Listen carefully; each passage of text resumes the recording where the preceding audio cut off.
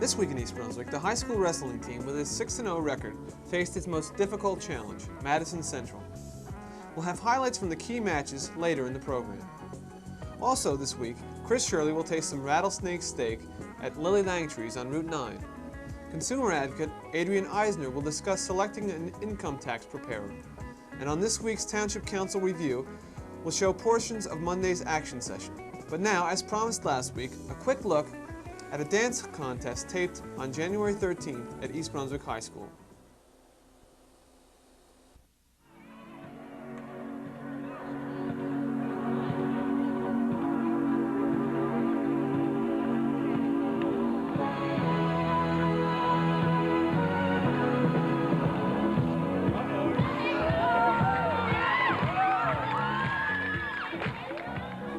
Whether it was for the $100 grand prize, for a chance to see some break dancers in action, or just for something to do, many East Brunswick high schoolers found a good reason to drop into the Friday night dance contest at the high school cafeteria.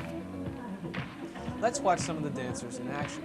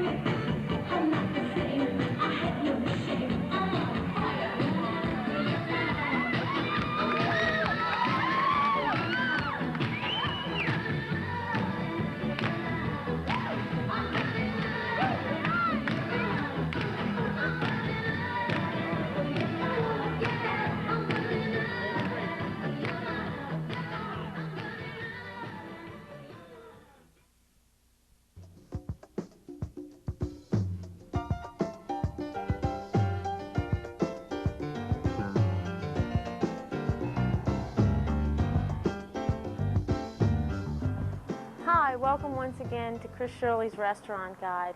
I'm Shirley for This Week in East Brunswick.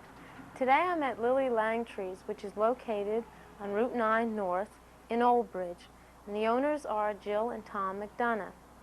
Now, as one steps into Lily Langtry's, you can see and feel the Old West. And as you can see, we have some very authentic decor here. So let's take a step inside and we'll meet Jill and we'll have a few words with her. Hi Jill, how are you? Fine, Chris, how are you? Oh, doing very good. You have such a beautiful decor in here. Maybe you could tell me a little bit about your customer reactions are when they come in and first look at Lily Langtry's antiques. Oh, I think most people are very impressed by the buffalo and the size of it, the bear in the foyer. They like to look around. We have the player piano. I noticed that it's very beautiful. And it works still. We have a lot of tapes, very, very old ones. We also have a lot of pictures that were from the original Lily Langtrys. And this is Lily Judge Langtry? Roy Bean and Lily Langtry herself. And one over there captures the original one in the town of Langtry, Texas. And then approximately 10 years ago, this was built, which is a copy of the original saloon, which was Judge Roy Bean's in Langtry. This particular restaurant is a copy of it. Okay, I see on your cocktail menu you have Lily's own fermented spirits. Now, you told us that you would be making us a special drink today. Yes, today we made you a short man's revenge. That's definitely a house specialty. That is a short man's revenge? That's a short man's revenge, yes. That can easily serve 4 to 6 people. That's a very popular item I can here. understand why. It has 11 liquors in it, plus many fruit punches and fruit drinks, and it's topped off with a 151 rum. Now, the idea behind this is that each person drinks out of a particular straw? Yes, everyone has their long straw, and a lot of 4, 6 people, they really enjoy it. It's a specialty of Lily Langtry's. I don't think there's anywhere else where they serve it right now. I don't think I've ever seen anything like that. It is very unique. And it's a good popular item. We also have 18 other house drinks, which you can get in a Lily Langtry boot. We have a drink special of the week. Every week there's a new drink. And there's an extra charge, but you can have it in your boot that you take home with you. And that makes a lovely souvenir. Right, right. Okay, I think what I'd like to do now is to step into the dining area so we can talk a little bit about the menu. Okay, fine.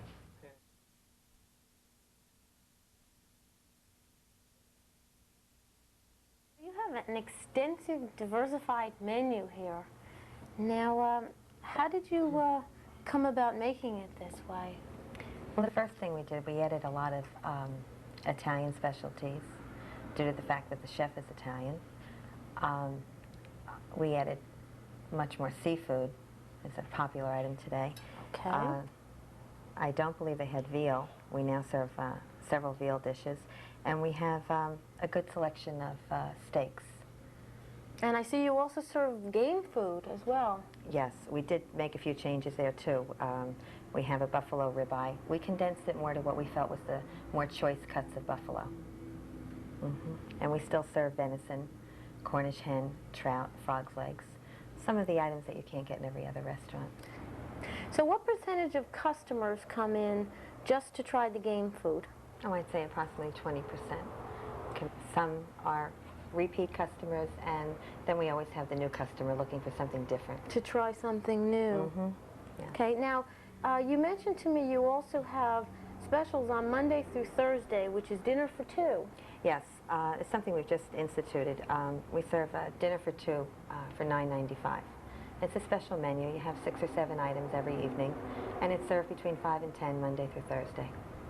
Jill has prepared, especially for us, a rattlesnake cocktail, which is being brought in by Kathy, and a Judge Roy Bean, which is a buffalo steak. Now, I believe I'm going to taste the rattlesnake here. Okay, and while I'm doing this, maybe you could tell our viewers exactly what rattlesnake tastes like. Well, the rattlesnake tastes basically like chicken. It has the consistency of a sausage. We serve it in a lemon, butter, garlic, and wine sauce. Yes, it does. It has a chicken taste to it. Most people eat that with their fingers. Also, they don't mind the sauce inside here. No, because it does have bones in it. Rattlesnake does. That's very good. Now, maybe you could talk a little bit about the ribeye steak. Well, the buffalo ribeye steak is something that we just started serving since my husband and I own Lily Langtry's. It's more of a choice cut of buffalo, and it's very lean, and most customers really enjoy it. We sell T-bones or buffalo ribeyes now. It's a very large steak. Yes, as well. it is. It's a good-sized steak, and I would say the majority of people who eat buffalo steaks are men, so you give them a good sized steak. They enjoy it. Now Jill also has another platter which she'd like us to see, and it's called the pescador. And Kathy will now be bringing it out for us.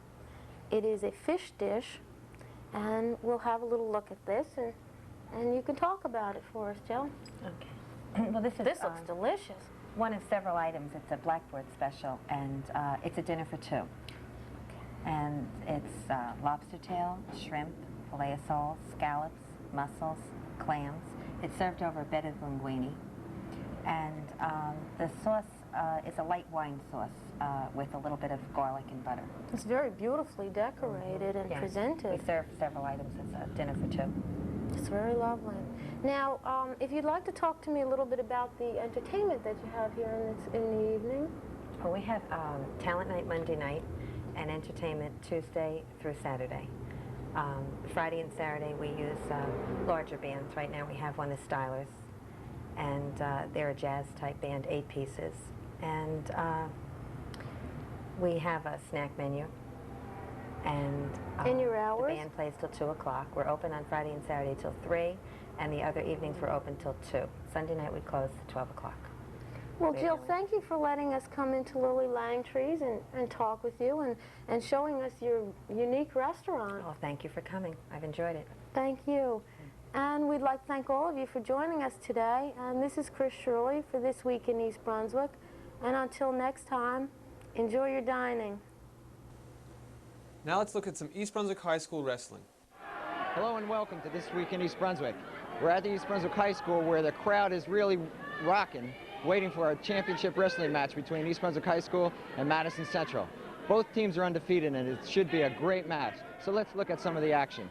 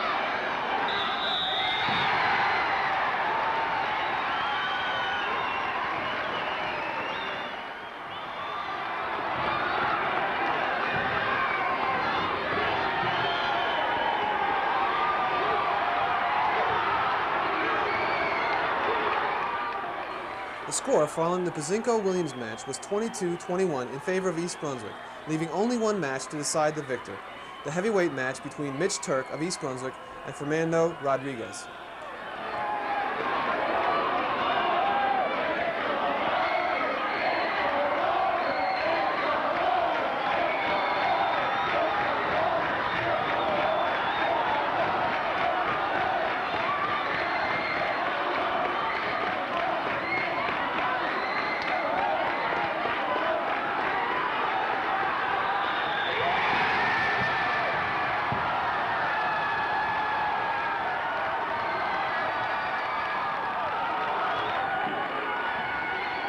Here with head coach Tom Sante of East Brunswick High School. Tom, I know it's a difficult time for you, and thank you for coming over with us. Close match, what was the turning point? The tie at 129 or 128. I really think he beat him. And when they drew, that was a turning point. I also thought we could have won at 134. We didn't. But they were up. Tom, you have nothing to be discouraged about, really. You have a super team. It's the first loss. Where do you go now? Well, we have St. Joseph's on Friday and Union on Saturday. We have to recoup tomorrow and start over. We will probably wrestle Madison again in the sectionals. Great. So we'll get another chance anyway. Tom, thanks so much for coming by. I appreciate it. That's it for This Week in East Brunswick. I'm John Migliaro. Hello, and welcome once again to Consumer Aware. I'm Adrienne Eisner of the East Brunswick Consumer Affairs Office. Who will prepare your income taxes this year? Approximately 38% of all taxpayers hire someone to do their taxes for them. Whether or not you pay for assistance, you are still responsible for making sure that your taxes are prepared accurately and filed on time. The quality and price of tax preparation services can vary greatly.